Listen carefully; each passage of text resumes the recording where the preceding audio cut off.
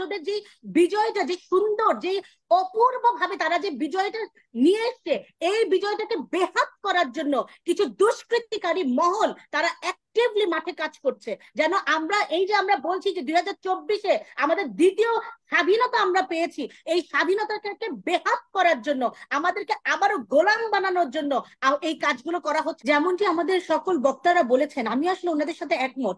এখানে আমি আরো কিছু জিনিস অ্যাড করতে চাই। আপনি হয়তো জানেন, অনেকে জানতেও পারে, বা আপনি তো নিশ্চয়ই হয়তো দেখেছেন যে পরশুদিন আমি নিজে কিন্তু আমার একটি ফাউন্ডেশন আছে, সিরাজুল আলম খান এসএকে ফাউন্ডেশন ও রিসার্চ ইনস্টিটিউট।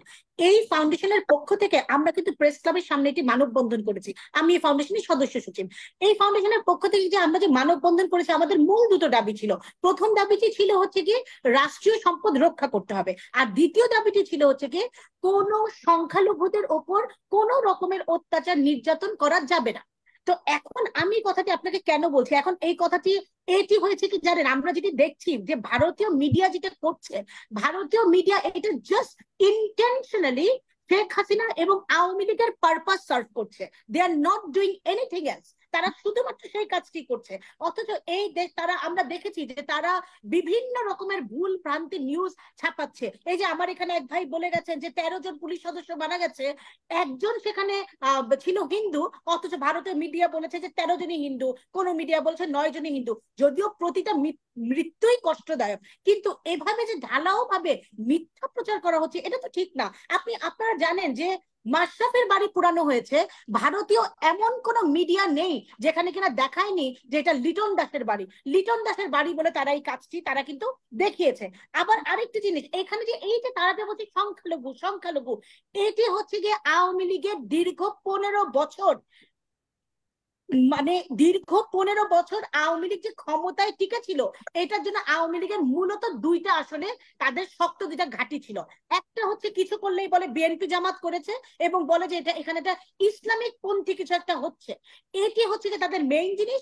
আরেকটি হচ্ছে গিয়ে তারা সবসময় বুঝাতে চেয়েছে যে সংখ্যালঘুরা আওয়ামী লীগ ছাড়া, বা হিন্দুরা আওয়ামী লীগ ছাড়া অন্য কোন দলের সাথে, অন্য কোন দল যদি ক্ষমতায় আসে তাহলে তারা নিরাপদ না। এখানে আমি একটি কথা বলতে চাই, সংখ্যালঘু কি, এটা আবার কি? দেশ আমার, এখানে যদি কোনো হিন্দু যদি থাকে, উনার এখানে এইটা উনার দেশ, উনার বাচ্চা কাচ্চা এখানে হয়েছে, এই দেশে উনি ইনকাম করে, এই দেশে উনি থাকে, এই দেশে উনার বাড়ি গাড়ি, এটা উনি আবার সংখ্যালঘু কেন? আমরা তো সবাই বাংলাদেশি। আওয়ামী লীগ এইটা ওনাদের মাথায় হ্যামারিং করে ঢুকিয়েছে যে ওনারা সংখ্যালঘু, এবং আওয়ামী লীগ না থাকলে কখনোই ওনারা সেফ থাকতে পারবে না। আমি এখানে একটি একটি উদাহরণ দেই। আমি নন্দীপাড়ায় একটি মন্দিরে খবর পেয়েছিলাম। এটি হচ্ছে কি 7 আগস্ট। 7 আগস্ট আমরা তখন কোর্টে ছিলাম, আমরা বেশ কয়েকজন আইনজীবী আমরা কোর্টে ছিলাম। তখন আমরা দেখেছি যে আমরা কোর্টে থাকা অবস্থাতেই কিছু দুষ্কৃতিকারীরা এসে আমাদের কোর্টে একটি স্ট্যাচু আছে, লেডি লেডি জাস্টিসের স্ট্যাচু আছে, সেই স্ট্যাচুটি ভেঙে ফেলেছে। তো আমরা খবর পেয়ে সেখানে দৌড়ে গেছি, by the time they were gone. তো আমরা কিছুক্ষণ পরে খবর পেলাম যে নন্দীপাড়ায় একটি মন্দিরে হামলা হয়েছে। তো সেখানে আমি, তারপর হচ্ছে কি আপনার ব্যারিস্টার সারা হোসেন, সাংবাদিক আবু সাইদ খান, এরকম আমরা একটি প্যানেল, হ্যাঁ, তারপর ছিল হচ্ছে কি আরো এরকম আরো কয়েকজন লয়ারদের প্যানেল। আমরা তখন কি করলাম, আমরা ওখানে গেলাম, গিয়ে দেখার জন্য গেলাম। এবং you will be stunned to know, আমি ভিডিও করেছি। কারণ আমি যখন কথা বলছিলাম ছেলেটার সাথে, এটা হচ্ছে কি ওর বাবা একটা মন্দির বানিয়েছে, ওর বাবা মা এবং এই ছেলেটা ওখানে থাকে, তার একটি বোনও থাকে, বোন এবং বোনের জামাই থাকে। তো আমি ছেলেটার সাথে কথা বলার সময়, যেহেতু আইনের আমাদের যেই যেই অভ্যাস, আমরা উইটনেসের স্টেটমেন্টটা রেকর্ড করি, তো আমি সেটা রেকর্ড করেছি এবং আমি তার সাথে তার ছবিও তুলে নিয়ে আসছি। সে ওখানে ক্লিয়ারলি বলছে যে ম্যাডাম, এটি আওয়ামী লীগ করেছে, আওয়ামী লীগের একজন নেতা উনি এখানে। আমি বললাম সে আওয়ামী লীগের কি নেতা? বললো ম্যাডাম আওয়ামী লীগের উনি নেতা, এবং উনি দীর্ঘদিন ধরে এখানে উনি জমির কেনা বেচার ব্যবসা করেন। বলে উনি রাত্রেবেলা প্রায় 200 মানুষ নিয়ে এসে আমাদের এই মন্দিরটা ভেঙে দিয়েছে। এই কাজটি কিন্তু অন্যদের উপর চাপানো হচ্ছে, কিন্তু এটি কিন্তু আওয়ামী লীগ এই কাজগুলো করছে, এবং আওয়ামী লীগের এই চরিত্র কিন্তু আমরা বারবার দেখেছি। আওয়ামী লীগের এই চরিত্র আমরা বহুবার দেখেছি। আমরা কিন্তু দেখেছি জ্বালাও পোড়াও করে আওয়ামী লীগ 14 বছর বলেছে বিএনপি করেছে। আওয়ামী লীগের তো এটা এটা চরিত্র, আওয়ামী লীগের তো এটা অভ্যাস, অন্যের উপরে এই দোষগুলোকে দিয়ে দেওয়া। ভারতকে, ইন্ডিয়াকে ভুলে গেলে চলবে না। আমরা যেমন তাদের নেইবার, তারাও কিন্তু কিন্তু ভালো আমাদের করে নেইবার। জানেন, যে ভালো করে জানেন সবকিছু শুধুমাত্র রাজনৈতিক কারণে এগুলিকে, অনেকেই মনে করে রাজনৈতিক কারণে এগুলিকে করা হচ্ছে, আসলে এগুলি একটা পরিকল্পনার অংশ। কিন্তু আমরা আমরা মনে হয় এখন আসলে হিন্দুদেরকে আর কোনোভাবেই তাদের জীবন নিয়ে ছিনিমিনি খেলাতে দেওয়া উচিত নয়। কারণ হিন্দুরা হিন্দু নয়, বাংলাদেশি। আমাদেরই দায়িত্ব আমাদের বাংলাদেশিদেরকে সেভ করা, যে কোনো কারণে জি, হোক, যে কোনো ভাবে হোক, আমি আপনার সাথে পলিটিক্যাল কারণে একমত। হোক, যে কোনো বাড়িতে আপনাদের সবাইকে আহ্বান করছি, কোনো হিন্দু বাড়িতে কোনো হীন উদ্দেশ্য চরিতার্থ করবার জন্য কোনো রাজনৈতিক পক্ষ আঘাত বা অগ্নিসংযোগ করতে গেলে তাদেরকে ধরিয়ে দিন। আর্মি এখন জি সব জায়গাতে আছে, ধরিয়ে দিন তাদেরকে পাহারা দিন, এবং মিডিয়ার সামনে অবশ্যই ঘটনার নেপথ্যের কারণগুলি তুলে ধরবেন। এটা এখন সময়। সাইফুল জি। সাহেব, দুই একটা যে ঘটনা ঘটেছে অত্যন্ত দুঃখজনক, এটা কোনো মতেই কাম্য নয়। কিন্তু তারপরেও যে ঘটনাগুলো ঘটেছে, যে একটি ঘটনা ঘটেছে সেটাকে 100 করে দেখানো হচ্ছে, দুটি ঘটনা ঘটলে সেটাকে 2000 করে দেখানো হচ্ছে।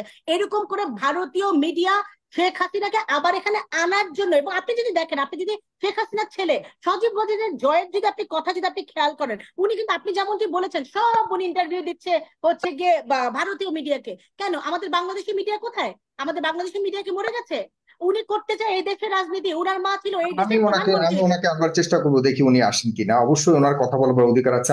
আমরা তো আমাদের একমাত্র আমাদের এই চ্যানেলে সবাই সবাই কথা বলতে পারে, কেন উনি ভারত বারবার ভারতীয় মিডিয়াতে দিচ্ছেন? আমি চেষ্টা করব, দেখি উনি আমাদের মিডিয়াতে আসে কিনা। অবশ্যই ওনার কথা আমরা শোনাবো বাংলাদেশি মানুষকে এবং আমাদের যারা দর্শকরা রয়েছে। আমি চেষ্টা করবো।